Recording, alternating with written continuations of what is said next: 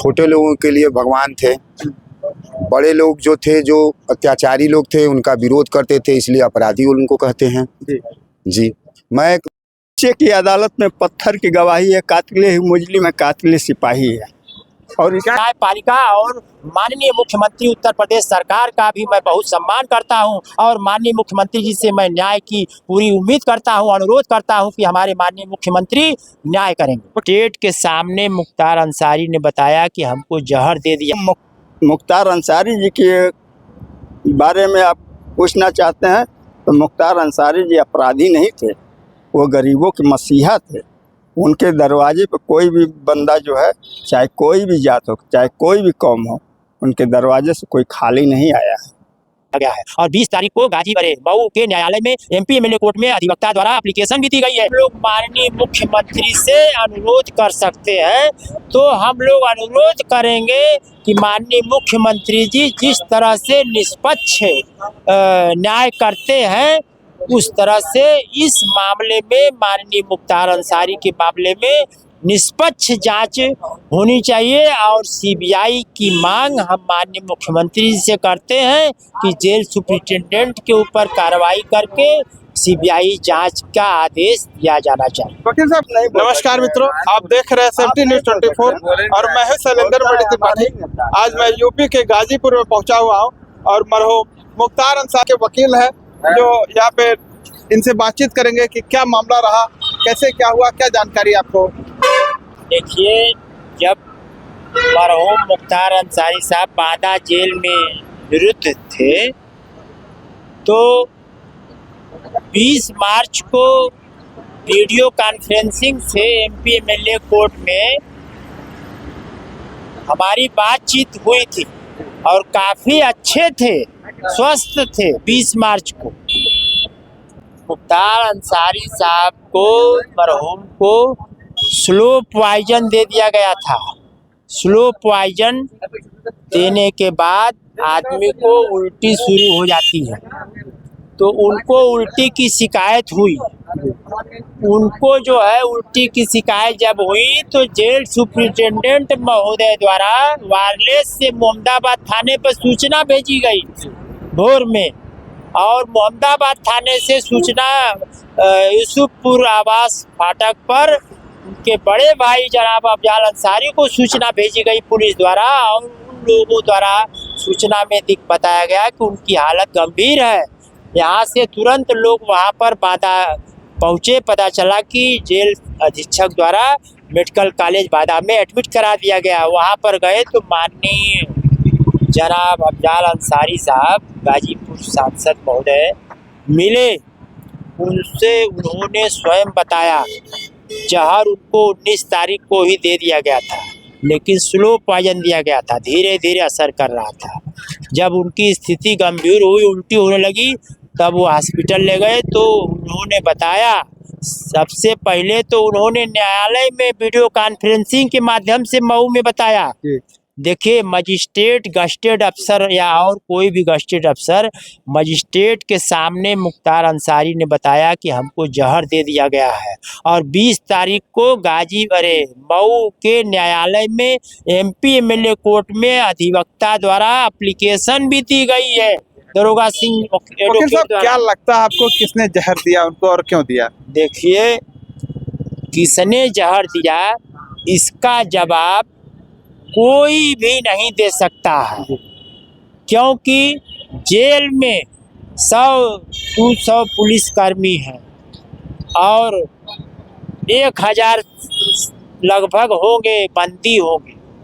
लेकिन अगर कोई बंदी जेल में अगर मृत्यु होती है, उसकी रिस्पांसिबिलिटी जेल सुपरिटेंडेंट की होती है और जेल सुपरिटेंडेंट ही जिम्मेदार है इसका जवाब देने के लिए। उसमें जो है हम आप नहीं कह सकते कि किसने जहर दिया।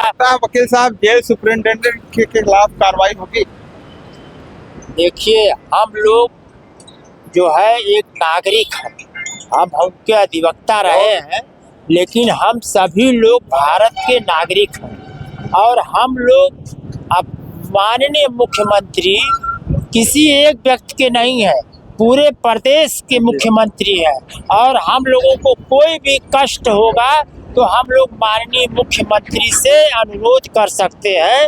तो हम लोग अनुरोध करेंगे कि माननीय मुख्यमंत्री जी जिस तरह से निष्पक्ष न्याय करते हैं उस तरह से इस मामले में माननीय मुख्तार अंसारी के मामले में निष्पक्ष जांच होनी चाहिए। और सीबीआई की मांग हम माननीय मुख्यमंत्री जी से करते हैं कि जेल सुपरिटेंडेंट के ऊपर कार्रवाई करके सीबीआई जांच का आदेश दिया जाना चाहिए। वकील साहब क्या लगता है पीएम रिपोर्ट आ गई उनकी है पीएम रिपोर्ट आई है?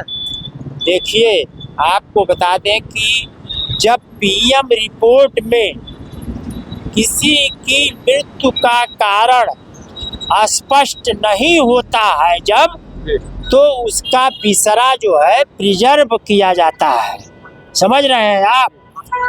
तो जब मृत्यु का कारण काज ऑफ डेथ जब अनसर्टेन है, अभी अगर सर्टेन अगर वो लिख रहे हैं कि हार्ट अटैक से मृत्यु हुई है तो फिर बिसरा प्रिजर्व नहीं किया जाता। बिसरा को प्रिजर्व किया गया है और उनका ब्लड, उनका किडनी, उनका बिसरा सब प्रिजर्व करके रखा गया है। और जब तक उसकी जांच जो है लेबोरेटरी में नहीं होगी तब तक आप या हम नहीं कह सकते कि जहर पाया गया या नहीं पाया गया। वकील साहब क्या लगता है जिस तरह से ये मामला है और काफी ट्रेंडिंग में ये मामला चल रहा है, तो ऐसे में मुख्तार अंसारी जो पोस्टमार्टम रिपोर्ट आएगी उसमें कहीं से ये सिद्ध हो पाएगा कि उनको जहर देके मारा गया? देखिए दूसरा रिपोर्ट की जांच रिपोर्ट आएगी तब क्लियर होगा कि उनको जहर दिया गया है कि नहीं दिया गया है। देखा जा रहा है उनके ऊपर तमाम मामले दर्ज थे, ऐसा मीडिया में दिखाया जा रहा है। सबसे बड़ी बात यह आप जान लीजिए, कानूनी बात, कानून में होता है एक डाइन डिक्लेरेशन। डाइन डिक्लेरेशन जो है वो उसको कहते हैं मृत्यु पूर्व बयान। कोई भी व्यक्ति मरने से पूर्व अगर बयान किसी गस्टेड अफसर के सामने अगर दे दिया हो कि हमको फलां ने मारा है या हमको जेल में खाने में जहर दे दिया गया है, तो अब उसका बयान जो है गस्टेड अफसर द्वारा रिकॉर्ड किया जाना चाहिए। और उन्होंने मजिस्ट्रेट के सामने मऊ में वीडियो कॉन्फ्रेंसिंग के माध्यम से मजिस्ट्रेट के सामने बयान दिया है जो कि रिकॉर्ड है वो। और मजिस्ट्रेट के यहाँ एप्लीकेशन भी जो है वो रिकॉर्ड है, एप्लीकेशन में भी लिखा हुआ है कि उनको जहर दिया गया है।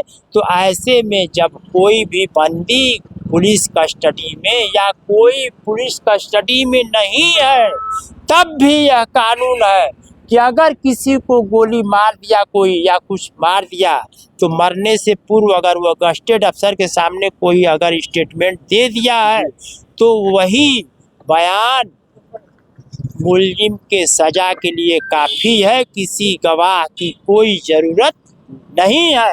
वकील साहब देखा जा रहा है तमाम सोशल मीडिया पे और ये टीवी चैनलों पे चल रहा है कि मुख्तार अंसारी तमाम मुकदमे दर्ज थे, क्या कहना चाहेंगे? देखिए मुख्तार अंसारी के ऊपर जितने भी मुकदमे पेंडिंग है इस समय पेंडिंग थे, अब तो उनके ऊपर मुकदमा ही नहीं चलेगा, लेकिन जब तक जीवित थे पेंडिंग थे। वह 25 अक्टूबर 2005 के बाद के पेंडिंग थे। सब में 120B में मुलजिम बनाया गया था और 120B में जो है मीटिंग ऑफ माइंड, आपको मैं कानून बता दे रहा हूँ क्योंकि मैं अधिवक्ता हूँ और मुझसे आप ये सवाल कर रहे हैं तो आपको मैं ये बता दे रहा हूँ कि कानून में 120B तभी जो है सिद्ध होगा जबकि मीटिंग ऑफ माइंड प्रूफ होगा। जब तक मीटिंग ऑफ माइंड कोई जेल में बंद है और कोई उससे मिलने जाए और जब तक वह बात न करे कि नहीं यह बात जो है फलाने की हत्या करनी है और जब तक कि वह रिकॉर्ड न हो, meeting of mind without meeting of mind आप 120B क्रिमिनल कॉन्स्पिरेसी प्रूफ नहीं हो सकती। आपको 120 भी सारे मुकदमे 25 अक्टूबर 2005 के बाद लगाए गए हैं। आपको मैं बता दे रहा हूँ कि 120 बी की डिफिनेशन क्या है कि दो या दो से अधिक व्यक्ति, दो या दो से अधिक व्यक्ति कोई अवैध कार्य अथवा कोई ऐसा कार्य जो अवैध न हो, अवैध साधनों द्वारा करने या करवाने को जब एग्री होते हैं, सहमत होते हैं, तब वह जो है सहमति क्रिमिनल कॉन्स्पिरेसी मानी जाती है।